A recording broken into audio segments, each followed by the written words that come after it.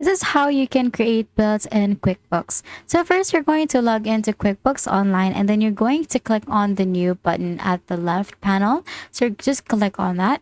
And then from here, from the menu, you're going to choose Bill under Suppliers. And then you're going to select the vendor from the drop-down list. And then you're going to create a new vendor if it's your first time. So for this one, you're going to choose the supplier.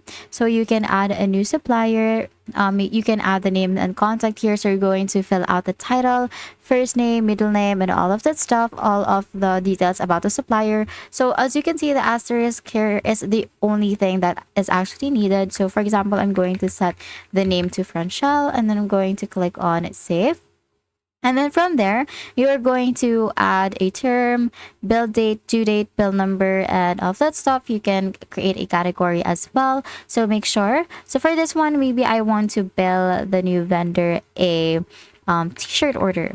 So for this one, you can see that I'm going to click on add new, and then as you can see, I can create the description, all that stuff. I'm going to create an account type. So for this one, maybe current assets, I'm just going to do all of these according to how this is just an example of how you can do it. So I'm just going to hit on save.